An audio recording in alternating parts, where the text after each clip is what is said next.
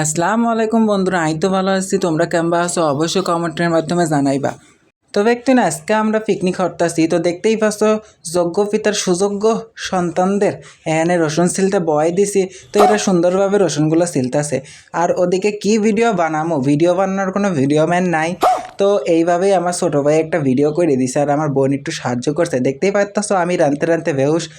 তো বেহুশ হইতে হইতে এখানে আমি খিচুড়িটা বয় দিছি। তো পেঁয়াজ কাঁচামরিচ সব যা যা মশলা যাবতীয় লাগে তোমরা তো জানোই, এত কিছু হইতে আরাম না। তো এনে আমি বয় দিছি। তো দেখতেই পাচ্ছ সুন্দরভাবে নেড়া নুড়ে এডারে আমি রান্তাছি।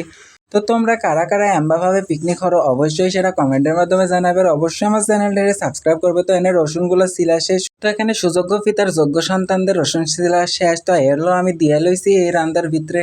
তো দেখতেই পাচ্ছ কেমন হচ্ছে আমার রান্নাটা, অবশ্যই সেটা কমেন্টের মাধ্যমে জানাবে। তো এখানে কথা বলতে বলতে আমি চাইল পানি সবটি দিয়ে লইছি, দিয়ে সুন্দরভাবে রেন্ডা সেরা দেখতেই পাচ্ছ আমার রান্নাটা আমি কমপ্লিটের দিকে লইয়া যাইতেছি।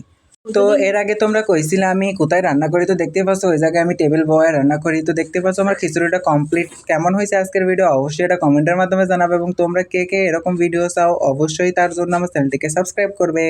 আজকে এই পর্যন্তই, ওকে বাই।